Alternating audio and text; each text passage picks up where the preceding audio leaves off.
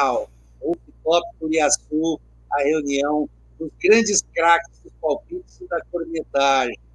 A gente vai falar dessa final contra o Corinthians, que para nós é muito legal, mas para eles é a vida, né? E a gente está aqui hoje com mais um novo participante que vai estar sempre com a gente aqui, que é o Marcos Garbellini, lá de Sinop. Diz um oi aí pro pessoal, Marquinhos. Galera. Boa noite, galera. É um prazer estar aqui com vocês. Participar aqui das cornetagens do Parmeira. Muito bom, viu? Obrigado pelo convite. Convite nada, você é da casa, você é um dos chefes da coisa, entendeu? E de novo com a gente, o grande Paulo, que dispensou a reunião com o Donald Trump hoje para estar aqui com a gente, porque o importante é a gente auxiliar e orientar o Abel Ferreira, a comissão técnica, para o jogo de logo mais contra o time lá de Itaquera, entendeu? Diga aí, Paulo, como é que nós vamos fazer hoje? E aí, galera, boa noite, Rooftoppers, César, Toninho, Robertoni, preparando, já temos a tática aqui, tá pronta, se o Abel ligar, a gente dá o recado. Pois é, então a gente vai agora chamar também o Galuzzi, que já esteve aqui com a gente, grande velho palmeirense, não é tão velho assim, velhinho, né? Tá ficando. Galuzzi, diga aí para nós o que nós vamos poder ajudar o nosso querido Abel Ferreira, que deve estar coçando a cabeça, mas nós temos um plano, hein? Saudações palestrinos, saudações pessoal do Rooftop, aí é uma honra estar nesse nobre espaço aqui do pessoal com tanta experiência, tanto a dizer, com certeza, a primeira palavra que vem à cabeça pro Abel é uma coisa só, tranquilidade, calma, não vamos cair na pilha de ninguém, para não ficar abrindo espaço, porque a coisa que os caras mais fazem é um contra-ataque rápido, que é a característica. Então, vamos com calma, que a gente tem como afinar as coisas aí e deixar tudo tranquilo para o nosso lado. A gente já reverteu esse resultado muitas vezes, não será a primeira. Pois é, a gente está aqui para dar o Abel, porque a gente é um pouquinho metido a besta, né? A gente acha que entende, assim como todo torcedor de arquibancada, torcedor de sofá ainda, né? Hoje, como é que o pessoal chama lá? Os Enzos, né? Começaram agora com essa nova expressão, são os Enzos, né? Não é mais Nutella, ela é mais raiz. Agora Enzo é o Nutella, torcedor que vai ao estádio para tirar selfie. Parece que é isso, não é isso? Tá errado esse negócio. Me permita discordar dessa apropriação indébita da mídia em relação ao Cunha. Porque o pessoal fala do Enzo, é daquele garoto que estava naquele 4-2 do Palmeiras em cima do Flamengo, lá no Parque Antártico, não era? Em 98. Um menininho que apareceu chorando na televisão. Mas quando ele apareceu chorando na televisão, que o nome dele era Enzo, e então, ele apareceu chorando, mas vibrando pro Palmeiras. Ele estava torcendo pro Palmeiras pra caramba. Ele não estava no mimimi, ele não estava no choro. Aquele moleque era uma expressão de força no Palmeiras. Isso eu acho que não tem a ver com esse jeito dolorido demais que o pessoal está sentindo. Então, o Metiolate nem encosta, o pessoal já está com dor. Meu Deus do céu! Então, é uma coisa louca isso. Calma, pessoal, calma. Mente fria, porra. Aqui no Palmeiras é amendoenzo, né? Aqui pro Palmeiras é amendoenzo, mistura de amendoim com Enzo, então... Não, mas como todo mundo, né? Todo mundo que acompanha futebol, que jogou um pouquinho de futebol ou não jogou, a gente acha que entende, às vezes até entende alguma coisa, né? Para a gente dar uns pitacos, dar uns palpites. E é claro que a gente não vai deixar de, começando aqui o nosso canal, o nosso espaço virtual, o nosso boteco chique, que é Rooftop, não é qualquer coisa, né? A gente não vai deixar de perder a oportunidade numa final onde a gente pode, ineditamente, conseguir o Tetra Paulista na casa dos caras, meus, e ainda por cima, né, gerar uma bruta de uma crise lá que está só ali espreitando na janela, né? Tá aquela história, em cima do muro, dá uma empurradinha, cai para o lado do precipício. Mas então vamos lá, vamos falar de 3 coisas aí, basicamente, que a gente estava pensando aqui. Volta do Maurício.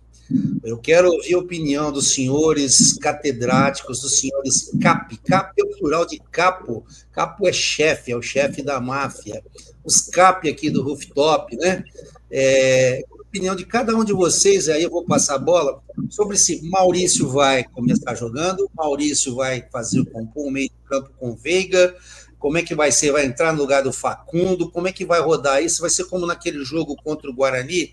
Vamos falar disso aí. Maurício, será que está com ritmo de jogo para encarar uma dessa? Quem quer falar primeiro aí? Levanta a mão. Olha, eu acho que ele vai entrar com o Maurício primeiro, porque a gente tem... O ponto forte deles é o meio-campo. Então ele vai vir com o Garro, vai vir com o Yuri Alberto e vai vir com o Memphis. A gente tem que segurar eles no começo. Se o menino Maurício vai ter condições de jogar os 90 minutos, a gente não sabe. Mas a gente sabe que o Rios provavelmente não vai ter condição de jogar os 90 minutos, porque jogou ontem, né? Anteontem. Então, isso é uma coisa, assim, o Rios é um cara importante, mas eu hoje prefiro Aníbal e Martínez ao Rios. Tô achando o Rios, desde que teve aquele problema no primeiro jogo, eu achei que tá pesado, apesar de que ele é bom de bola, mas acho que tá pesado para ele. Então, se ele cometer um erro agora, novamente, nesse jogo, é capaz de ficar feio para ele. Então, eu acho que ele deve sair com o quadrado da frente, o Vitor, o Estevão, Maurício e Veiga. O que vocês acham? O que você acha aí, o Galuzzi? Eu acho que a principal questão aí, primeiro, eu de uma opinião geral. Eu sempre, quando o Aníbal chegou no time, eu falei, nossa, a gente achou o camisa 5. Puta volante, marcador, que chegava sempre no tempo da bola, e de repente ele perdeu o espaço geral. E eu acho que esse jogo na casa do adversário, apesar de ser um jogo que a gente precisa reverter o resultado, eu reforçaria a volância. Eu não sei como é que está o estado do Aníbal, se ele está com ritmo de jogo, porque daí se você jogar com o Aníbal e com o Martinez, porque com certeza o Rios não vai jogar, o Rios jogou ontem os 90 e tantos minutos, né? A partida que a Colômbia empatou. E jogou como segundo volante, esperando a bola, na mesma posição que joga no Palmeiras. Então, assim, eu preferia jogar com uma volância reforçada. Então, de repente, até se o Aníbal estiver bem, jogar com o Aníbal, o Martinez, como falou, e o Rios, ou pelo menos entrar com o Rios, e depois começar com o Maurício. Porque o Maurício, ele fez a contusão no ombro. Ele tá bem da perna, não tem problema nenhum. Então, ele tem condição de jogar mais do que 45 minutos, quase até 90. Então, a dúvida é a seguinte, a gente jogar com 3 volantes mesmo, ou puxar o Veiga para fazer segundo volante. Se o Rios não tiver condição, tem gente que está falando que a gente poderia jogar com 2 homens atrás ali e tudo mais, e mais o Veiga chegando segundo volante numa escalação. Então, essa é a questão. Como é que a gente vai? Não sei. A gente não sabe quanto que o Rios vai poder jogar. Então, tá uma incógnita, né? Eu preferia reforçar um pouco a defesa e não jogar muito para cima no começo. Eu acho que seria o recado que daria. Vamos reforçar essa estrutura. Marcos, o que você pensa disso aí, Marcos? Cara, dentro da ótica do jogo, você tem que segurar não tomar gol, né? Além de reverter, você não pode tomar gol. E é do mesmo pensamento do Galuzzi. Você tem que reforçar a defesa. Eu entraria com o Maurício e com o Veiga na frente ali, junto com o Emiliano, né? E com o Aníbal. O Aníbal é mais bola que o Rios, né? Ele marca mais. E o Rios provavelmente não vai aguentar jogar mesmo. Tá cansado, né? E vocês viram lá que deu um raio no avião deles na volta lá? Tem mais um susto que eles passaram lá no voo. Então, mas chegou. Chegou. Graças a Deus chegou, né? Mas eu acredito. Colocar ali na cabeça de área o Emiliano, né? Eu penso o seguinte, eu acho que tem várias opções aí que ele pode usar. A ideia de usar o Emiliano Martinez mais o Aníbal me parece muito boa, porque ele reforça uma posição defensiva para que ele tenha aquela saída de 3 com o Piquerez e que ele possa soltar mais o Mike fazendo a dupla lá com o Estevão pela direita e também incorporando com o Rafael Veiga por ali e o Maurício mais à esquerda. Só que aí a gente fica sem o homem da esquerda espetado, que é o nosso amigo Facundo Torres, e vai deixar um pouco de liberdade para o menino lá, o lateral direito, que eu sempre esqueço o nome do rapaz que veio do Flamengo lá, Mateuzinho, que não é grande coisa, mas de repente pode ter um espaço ali que vai ter que ser marcado, a menos que o Piquerez fique mais atrás. Outra opção que não me assustaria é ele sair com Martinez mais Rios para tentar uma pressão inicial de 20, 30 minutos pesada, né? Porque desses três, obviamente, somente o Rios tem um predicado ofensivo de chutar, de cruzar, driblar, de compor o jogo pela direita, um pouco pelo meio, e ele talvez arrisque um pouco nisso. Depois, tirando o Rios, se ele conseguir o intento de conseguir um gol ou dois ali, e incorporando mais atrás, colocando o Aníbal. Também, uma outra opção muito louca, né, mas que a gente não poderia deixar desprezar, é ele sair com os três, mais Rafael Veiga e Vitor Roque e Estevão na frente. Mas por que tanta gente? Para dar uma congestionada ali no meio do campo, deixar o Veiga mais solto, porque a presença do Rios ali incomodaria um pouco a marcação e o Veiga poderia, como dizem, flutuar mais, embora eu veja que o Veiga tem uma tremenda dificuldade em cair para o lado esquerdo do campo. É uma opção meio maluca essa que me vem à cabeça, mas eu não sei se eventualmente o Abel vai ter aí a coragem de apostar num modelo desse tipo. O que vocês acham? É quase 3-5-2, assim, né? É um 3-5-2 isso daí. É um 3-5-2. Não, mas peraí. Dá para você fazer um 4-3-3 mais ou menos. Ó, se você jogar a 4, né? Mike, Murilo, Mikael e Piquerez atrás, certo? Os três no meio, Aníbal, Martinez e Rios. 3 no meio. Isso. E na frente Veiga, Estevão e Vitor Roque. Aí você tem 4-3-3. Na verdade, é 4-3-1-2. O Veiga ia ficar ali de um pivô livre na frente, né? Rodando com o Vitor Roque e com o Estevão. E aí você poderia usar aquilo que a gente vem pensando, tirar um pouco o Estevão daquele confinamento dele no lado direito, né? E deixar ele rodar com o Vitor Roque, deixar os moleques correr e entrar, como é que fala? Atacar o espaço, né? Fazer o facão, como o pessoal adora falar, mas que isso aí inventaram só o termo, porque a jogada é a mesma há 40 anos, 50 que se faz isso. É a famosa diagonal. Diagonal, exatamente. E virou facão. Eu acho que né? Atacar o espaço do ponto futuro. Lembra do ponto futuro? A dobra do lateral é a famosa ultrapassagem. Cara, isso é mais velho do que andar para frente. É Cláudio Coutinho, né? Eu vou para a CBF Academy. Vou ser o mestre lá de antigas táticas que não se renovaram. Ele tem que tentar trazer, eu acho, que o Estevão um pouco mais para o meio, para tentar parar com esse negócio de... Porque se você perde a bola ali na lateral, o que ele está fazendo é assim, o Estevão enfiado ali no canto, tentando fazer a finta para vir ou para bater ou para cruzar.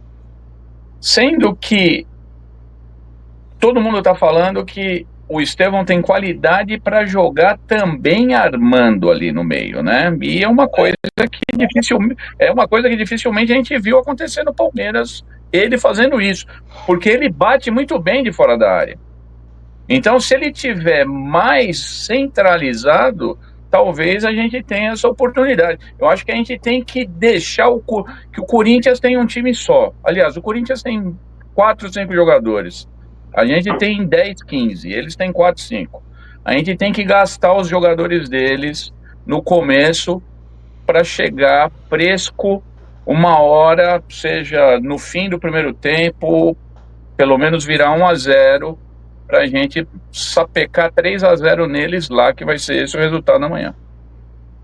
Só um detalhe aqui, a gente estava falando desse esquema do 4-3-3, né, só completando aqui, César, porque o que não pode voltar a acontecer, que é que todo mundo está pedindo, que eu acho que se continuar acontecendo, é uma falha do Abel, com todo respeito, eu adoro o Abel, mas é uma falha dele, é o Estevão jogar tão isolado. Exato. Então a gente tem que saber quem é que cola no Estevão. Quem é que chega ali, porque chega marcação dupla, chega marcação tripla, e o cara não vai conseguir jogar sozinho, pode até ser que uma jogada ou outra ele drible todo mundo, mano, esse não é o objetivo, pô. Eu sofro de ver o Estevão correndo aqui naquela beiradinha da lateral e vem vem um cara cercando e outro corre desesperado para marcar o ponto futuro e outro já vem chegando. Então ele fica cercado por 3 ou 4 e aí ele tem que driblar driblar 2. Aí às vezes ele dribla até o terceiro, mas às vezes vem o quarto e dá um tranco nele, desequilibra, etc. Ou ele não consegue tocar a bola. E o jogo fica limitado à aproximação do Veiga e o toque de volta para ele. Então, quem é que tem que aproximar? Quem teria que aproximar dele? A gente só fica falando, mas o importante precisa tomar cuidado em montar um time muito defensivo, porque para justamente não isolar ele. Porque quem poderia chegar mais nele ali seria o Veiga ou o Maurício. O Maurício para poder fazer uma bela jogada ali com o Estevão. Porque, né, até o Rios mesmo, mas o Rios ele não vai jogar 90 minutos. Se o Rios jogar 45, tá ótimo. Mas o importante é, pelo amor de Deus, o Estevão não ficar sozinho. E eu acho que em algum momento, o Facundo Torres vai jogar porque ele está com um bom ritmo de jogo. Eu acho que o Facundo Torres é o tipo de jogador que gosta dessas partidas cascudas. É jogador que gosta. E a gente precisa de torcedor, de jogador assim, que gosta de partida cascuda, que gosta do Rios também é um desses tipos, assim, mas tem errado, mas eu acho que ele está sendo várias vezes presente. Então. Eu acho que assim, o Facundo vai ser um bom nome para o segundo tempo. Se o Maurício, eu acho, assim, a minha opinião é que ele vai começar com esses 4 que a gente está falando aqui, né?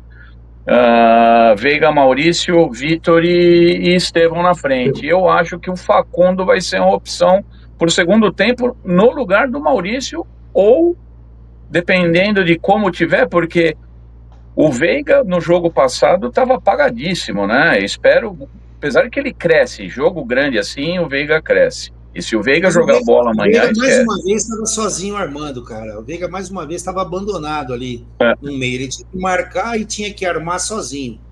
Exato. Então, quer dizer, eu acho que se a gente trouxer os 3 ali para jogar bola no meio... Porque o Vitor Roque não é aquele jogador que a gente está acostumado a ver com o Flaco, né?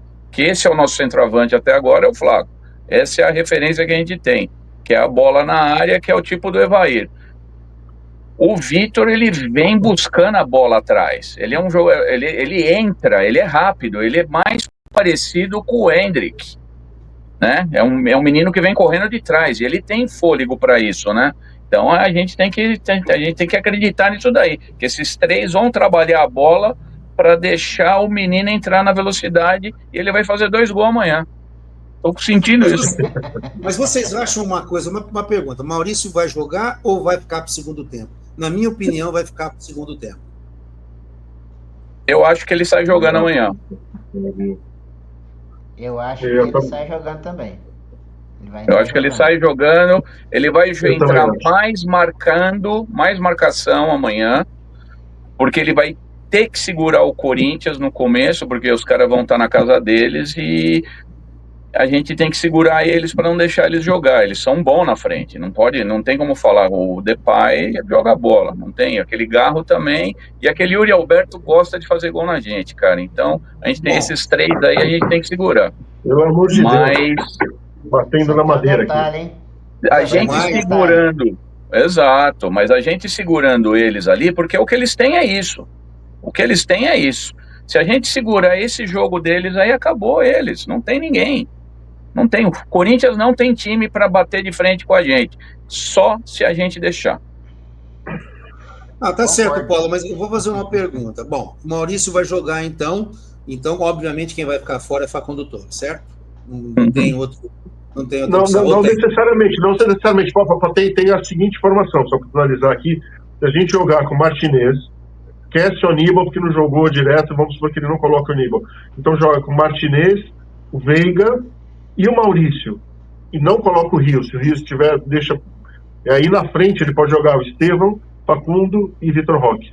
Uma formação bem agressiva, recolhendo um pouco o Veiga, né? Recolhendo um pouco o Veiga. Eu acho bem temerária, mas vamos lá, também, então. eu não usaria, mas é interessantíssimo, né? Você na verdade, você está jogando com 4-2-2-3, né? Que seria mais ou menos essa a posição deles em campo. E o Facundo, assim, me agrada, mas eu não acho, o Abel não vai, pelo que eu conheço, assim, pelo que a gente está vendo nesses últimos 5 anos, ele vai cansar os caras para daí começar a botar os meninos para jogar na canseira do Corinthians amanhã. Bom, então a gente já falou da entrada do Maurício e das maneiras de jogar. Quer dizer, se o Abel está esperto, ele está acompanhando isso aqui, ou o pessoal lá da comissão técnica dele... Aliás, ele ligou aqui, eu não entendi. Está anotando no caderninho, agachadinho lá, com a anotando. Abel, presta atenção aí, nós temos um plano. Depois o plano B a gente conversa, mas tem que ser em óculos corintianos ficar sabendo. Certo, Galuzzi? Aí a pergunta é o seguinte, já que nós temos o Maurício voltando, nós temos amanhã também com chance de entrar em campo, segundo dizem, o senhor Paulinho, que eu acredito que só vai entrar se a coisa estiver mais tranquila, e tem também a opção Flaco Lopes no segundo tempo, mudando a maneira de jogar, se precisar fazer gol, mas obviamente a gente espera que se o Flaco Lopes precisar entrar, que o pessoal cruze bola para ele cabecear, porque ele ficou 30 minutos correndo lá no meio dos caras e o Estevão cruzando rasteirinha, não sei quem cruzando rasteirinha. Precisa jogar conforme o jogo. O que vocês acham? O Paulinho joga? Não. Olha, também acho que não. Não tá com tempo de jogo para chegar uma final, não. Também acho que não. De ritmo. Não joga, não. Fora de ritmo, exatamente. O que o Garma falou. Fora de ritmo, exatamente. Não entraria com ele. Vocês viram que a gente não citou nem o nome do Felipe Anderson, por exemplo, que mal jogou esse campeonato? Não é, Garma? Você que defende o Felipe Anderson. Cara, eu tenho fé nele ainda. Não é possível que o cara desaprendeu a jogar bola, né? Convenhamos, né? O cara jogou 10 anos na Europa lá, jogou bem. Veio pro Palmeiras e desaprendeu? Eu ainda tenho uma fezinha nele. Não sei vocês aí, mas, pô, não é possível o cara ser tão ruim assim, né? Enganou tanto tempo assim por lá. Não, tem que jogar. Eu acho que nós estamos tendo aí uma série de opções, né? Uma série de opções. É um quebra-cabeça para ser montado, dá para ser estruturado várias maneiras diferentes de jogar.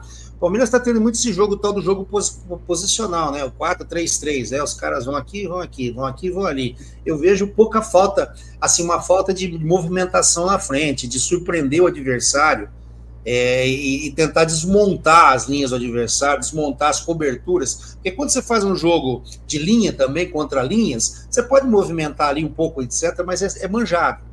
Vai o cara sair da esquerda porque o outro vai descer.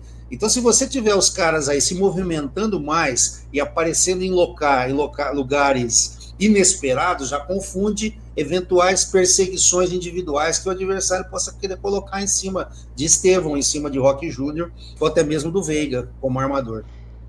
Então, é esse detalhe que a gente vem tocando há muito tempo. Todo mundo reclama do engessamento do Palmeiras. O Palmeiras está engessado, né? Não tem movimentação na frente ali, troca de posições. Não sei se vocês concordam, mas pelo menos eu vejo essa parte. O time fica ali preso só num setor do campo. Não tem aquela movimentação, a flutuação que se diz, né? O cara flutuando no meio campo, no ataque ali, trocando de posições, né? Eu concordo, Marcos, eu concordo e acho que isso é parte da... Como fala o pessoal, adoro usar os termos novos, a ideia de jogo do Abel, que é, primeiro, defender.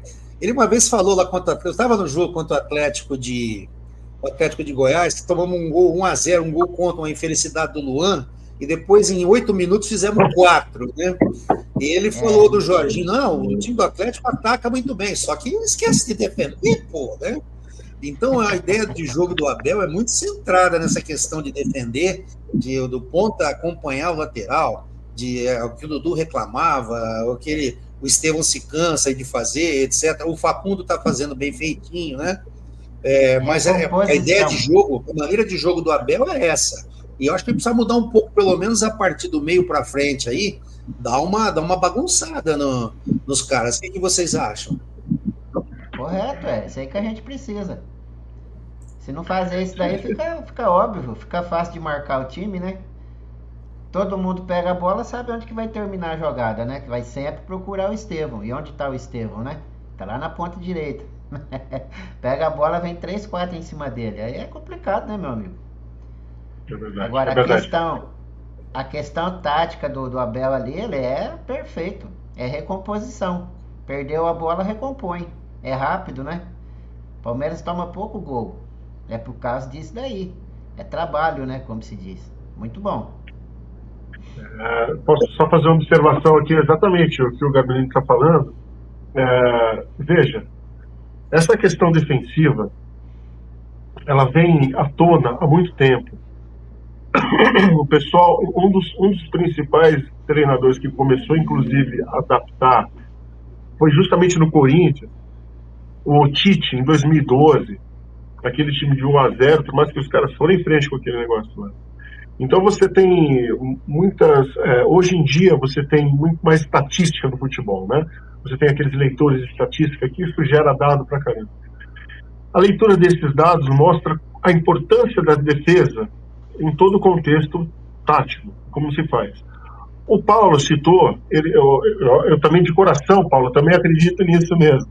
Bom, o Palmeiras tem mais time mesmo, que a gente sente. Mas hoje eu vejo o Palmeiras com uma defesa mais sólida, mas o Corinthians com um ataque mais entrosado.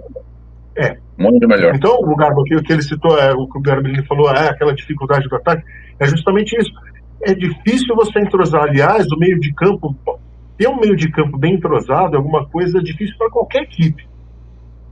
O Palmeiras estava mais solto na época quando Scarpa, lembra na época quando Scarpa estava jogando aquele meio campo, a bola tocada? Fora isso, e muitas vezes uma das partes do sucesso do Abel foi justamente conseguir jogar o futebol com a bola com uma ligação mais rápida, tudo mais, percebendo que a gente tinha essa deficiência de toque de bola no meio de campo.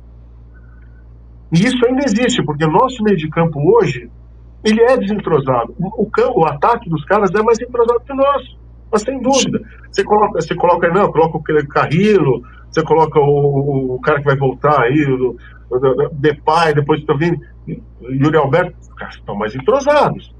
Então a gente ainda está montando a estrutura. Hoje, se você for ver, a gente não tem uma espinha dorsal, um esquema de jogo certinho mesmo, né? A gente não sabe, mal a gente consegue escalar o time titular. Porque está no começo de temporada, mas a gente está fazendo os testes. Então a gente tem que tomar muito cuidado com isso, porque o adversário tem um ataque melhor que o nosso hoje, infelizmente tem que admitir, mas não se faz um campeão só com ataque. Então aí é que tá, a gente tem que saber jogar com inteligência. Fato. Eu penso o seguinte, nessa análise que você fez aí, Galuzzi, essa análise da maneira de jogar do Corinthians é justamente aquilo que a gente estava falando aqui, essa falta de movimentação do Palmeiras na frente. Eu vejo ele no Corinthians, não sou analista tático, né, maravilhoso, mas eu gosto de ver um pouquinho.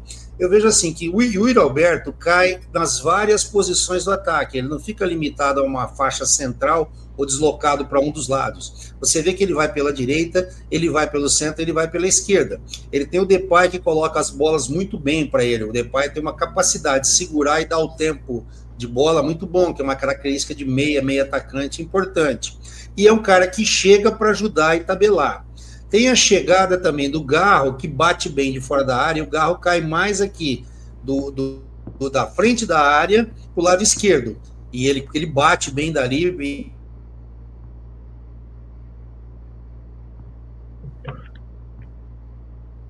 Cortou. O César deu uma congelada ali. Estão me ouvindo aí, Paulo Eu estou ouvindo bem. O Toninho também estou ouvindo bem. É só o César que congelou lá. Então, Acho que dando talvez sequência. Oi, voltei.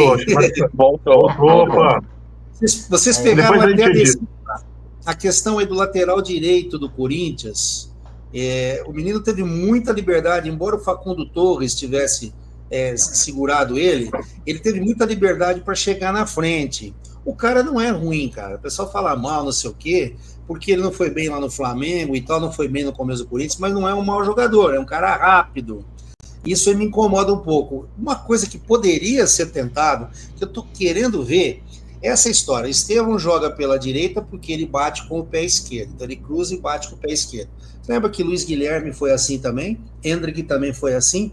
Agora, que tal se a gente experimentasse como era antigamente, o ponta direita com o pé direito e o ponta esquerda com o pé esquerdo. E o Estevão aparecesse de surpresa nesse jogo, jogando pela esquerda em cima desse lateral do Corinthians. Poxa, eu sempre esqueço o nome desse rapaz. Mateuzinho. Porque ele é fraco na marcação. E aí causaria um furor por ali.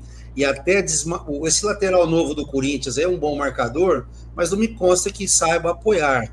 Então deixaria, como tem o Rios que ocupa mais a direita, deixaria o Estevão mais pela esquerda, fazer uma loucura, cara. Eu acho que tem que mudar algumas coisas de jogar, fazer um imprevisível. Eu vou dizer para vocês, vou contar uma historinha rapidinha. Eu estava lá no Morumbi, naqueles 2 fatídicos jogos em 1986 contra a Internacional de Limeira. Primeiro jogo foi 0. Eu estava lá. Palmeiras foi roubado porque teve um pênalti escandaloso no Diogo, que subiu para cabecear e foi empurrado com as 2 mãos, e o José de Assis Aragão não deu. No jogo seguinte, o Carbone, que era o técnico do Palmeiras, improvisou, ele entrou com 2 centroavantes. Ele entrou com o Mirandinha e o outro centroavante, eu vou lembrar o nome aqui agora, gente, era o Baltazar, não, era o cara que veio do Grêmio. Esqueci o nome dele. Não foi o Baltazar, não. O Baltazar foi... Hã? O Éder jogou. Éder era o ponto esquerda. Não, o Éder era a ponta esquerda.